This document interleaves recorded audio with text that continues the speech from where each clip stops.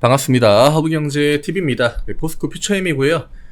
오늘 뭐 다 보셨겠지만 또 이렇게 입가에 미소를 띠고 또 우리 퓨처엠이 얼마나 또 올라가는지 한번 그 오후장에 즐겁게 보셨을 것 같은데, 전형적인 우리나라 시장의 특징이 나왔습니다. 확실히 개인 투자자들의 이목이 집중되는 곳, 그런 데는 늘 좀 이렇게 페이크를 한 번씩 준다는 거. 오늘 뭐 여지없이 우리나라도 이제 호실적 같은 게 발표가 되면은, 물론 뭐 엔비디아 같은 경우에는 추가적으로 상승이 뭐 나올 수도 있겠죠. 뭐 워낙 좋다 하니까. 근데 이제 그 실적에 대해서 우리나라 시장은 늘 어떤 피크아웃 혹은 단기적으로 좀 고점을 형성한다거나 이런 패턴을 워낙 또 자주 보여줬기 때문에, 오히려 너무 좋은 실적이 그 포스코 퓨처엠 미차전지 종목들한테는 조금 더 도움이 되지 않았나. 시가가 너무 많이 떴죠.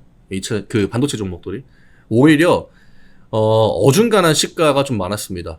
뭐 전고점 약간 밑에 구간 6% 7% 막 올려주긴 하는데, 그게 신고가 영역이 아닌 어떤 전고점보다 아래에 있는 구간, 이런 종목들이 워낙 많았기 때문에 오전에 그냥 딱 우리나라 시장의 특징이죠. 또 10시 그 다음에 10시 이후의 시장, 10시까지 반도체, 10시 이후에 2차전지. 근데 아무래도 이제 코스피가 좀 힘이 빠지다 보니까 LG엔솔도 올려주긴 했습니다. 근데 LG엔솔 올려주긴 했는데 미장이 어쨌든 좋았잖아요. 그 흐름을 유지해주기 위해서 포스코 쪽이 뭐 호재가 있기도 했고, 물론 호재 때문에 올랐다라고 보기는 좀 힘들죠. 그동안 더 좋은 호재들이 많았음에도 주가가 계속적으로 내려오는 움직임을 보여줬기 때문에 그냥 한번 올려줄 타이밍, 그 다음에 어떤 주식시장의 그 환경들, 어제 엔비디아 이슈로부터 만들어진 그런 환경들이 2차전지가 움직이기 좋게 좀 마련이 됐다라고 보시면 될 것 같아요.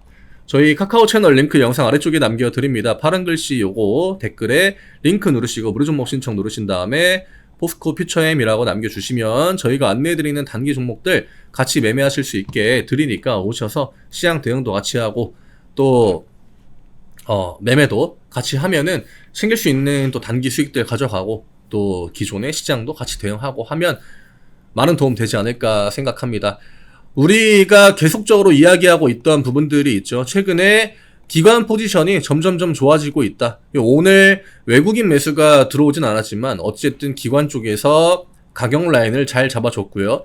또 개인 쪽은 어떤 매도. 근데 이게 뭐 개인이 매도를 했다 뭐 이렇게 볼 수도 있겠지만, 그냥 기관이 오늘 매수 포지션을 잡았기 때문에, 그럼 매도가에 어떤 물량이 많을까요? 개인 물량이 많겠죠.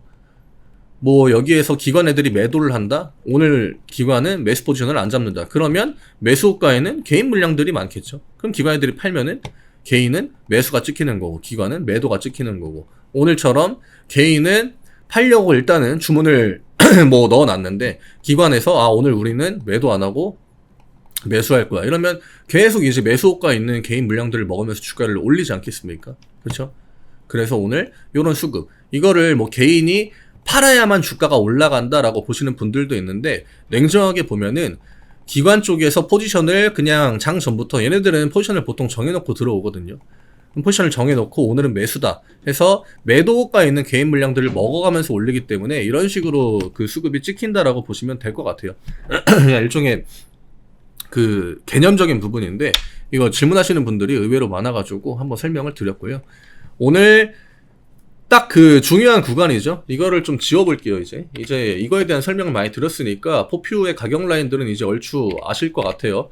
하단 라인 찍고 그 다음에 자연스럽게 우리가 기대했던 흐름이잖아요. 고점을 올려가고 저점을 올려가고 그런 다음에 중간에 한번 슈팅 나오면은 또 뒷구간에 지루한 구간 만들어질 수도 있다. 이 패턴을 과거에 굉장히 많이 보여줬거든요. 그래서 오늘 제가 뭘 이야기 좀 드리려고 하면은, 오늘 양봉이 나왔다라고 해도 또 너무 흥분할 필요까지는 없다라는 거예요.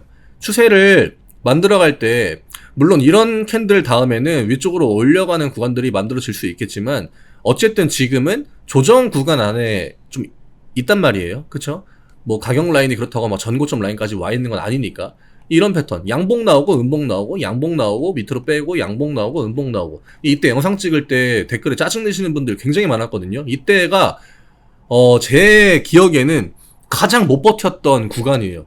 이게 늘 양봉 나오면은 여기에 매수가 확 들어와가지고 조회수도 막 팍 늘어나고 댓글도 많이 달렸거든요. 근데 한 5일 6일 조정 나오면은 이거는 너무 무거워서 못 간다 이러고 나가시고, 또 양봉 나왔다 또 들어와요. 또 들어온 다음에 다음날 음봉 나오면은 우리나라 주식시장은 진짜 아닌 것 같다 그러면서 나가고, 그런 경우가 굉장히 많았기 때문에 이런 것들도 좀 머릿속으로 생각을 하시면 좋을 것 같아요. 뭐 이런 식으로 꼭 나온다라는 게 아니라 혹시나 내일 이런 패턴들이 나온다라고 했을 때 그런 거에 멘탈이 나가면은 안 된다, 그런 이야기를 드리고 있는 거예요. 지금은 하나 둘 가격 라인들을 위쪽으로 소화를 해 나가면 되는 구간이고, 제가 어제 또 코멘트 드렸던 것 중에 지금 어쨌든 잭슨홀 이벤트는 아직 남아있잖아요. 이게 우리나라 시간으로 내일 저녁에 열리거든요. 내일 시장은 오늘의 어떤 영향권 안에 있겠죠. 엔비디아가 뭐 시간에 뜰 거니까 반도체들이 뭐 시가가 좀 뜰 수도 있고, 근데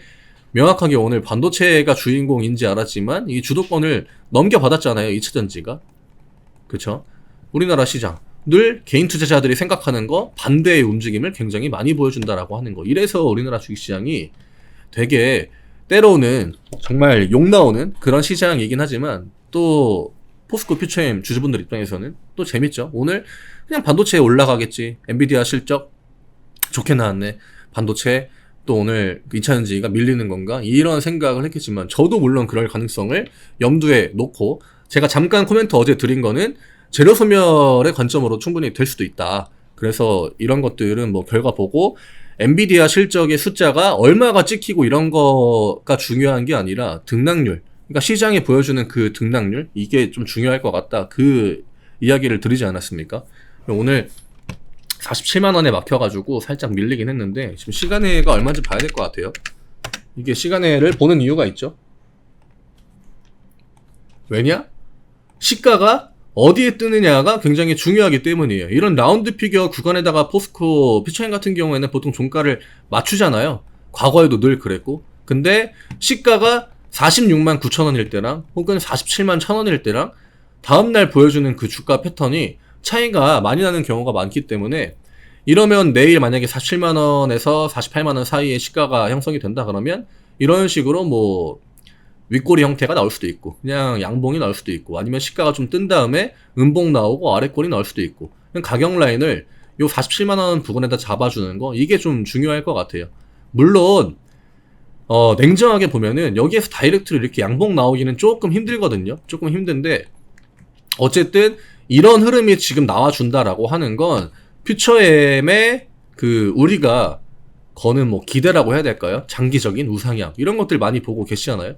이런 흐름이 나올 때 딱 나와줘야 되는 그 캔들들이 타이밍에 맞춰가지고 계속 나와주고 있다라는 거예요. 어제 음봉도 제가 이제 이야기 드렸던 이런 식으로 추세를 올려가는, 저점 라인을 올려가는 그런 음봉이기 때문에 이런 거에 멘탈 나가면 또 안 된다, 멘탈 흔들면 안 된다, 이런 코멘트도 드렸거든요. 오늘 이제 그 라인부터 찍고 양봉을 보여줬고, 이러면 다음 저점 라인을 잡아줄 때 요 정도 라인을 잡아주면 좋겠죠. 44만원이나 뭐 45만원 라인. 그러면 우리가 기대하는 그 흐름들이 만들어지는 겁니다. 물론 제가 이야기 드린 패턴대로 똑같이 나오지 않을 수도 있겠죠. 왜냐? 포스코 케미컬이 보여줬던 조정의 형태는 굉장히 다양했거든요. 이런 식으로 완만하게 등락을 만드는 경우도 있었고, 아까처럼 올린 다음에 바로 내린 다음에 이런 식으로 가는 형태도 있었고요. 그 다음에 올려놓고 옆으로 쭉 횡보시키는 패턴도 있었고요. 근데 이런 패턴들의 공통적인 부분은 뭐냐면 다 하단의 추세 라인들을 우상향으로 만드는 패턴이라는 거예요. 아시겠죠? 이런 흐름이 나온다라고 해도. 그래서 지금은 그런 어떻게 보면 뭐 초입, 그리고 반도체가 만약에 저런 형태로 계속적으로 지지부진한 움직임을 보여준다? 근데 미장이 버틴다? 또 2차전지가 두 팔 걷고 나서야 된다라는 거죠. 지수를 끌어올려줘야 되는데. 제가 어제 그 이야기 드렸는지는 모르겠는데 요것도 최근에 코멘트를 드리긴 했거든요.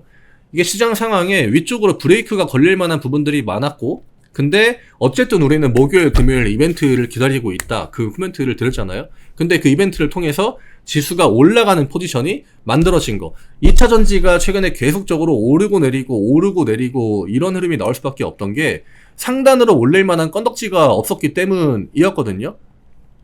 근데 2차전지가 좋은 움직임을 보여주면은 분명히 지수는 올라갈 거란 말이죠. 코스닥이 뛰어버리니까.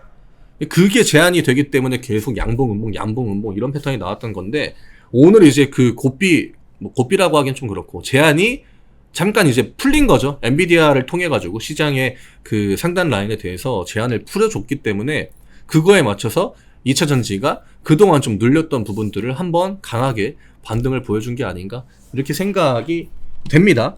그래서 좋은 분위기로 마감이 된 것도 많고, 또 그렇다고 오늘 또 양봉에 들어오신 분들이 굉장히 많을 거거든요. 근데 우리는 기억해야 돼요. 양봉 다음에 또다시 이런 흐름이 나올 때 그 구간을 버틸 어느 정도 좀 각오가 되어 있어야 된다라고 하는 거.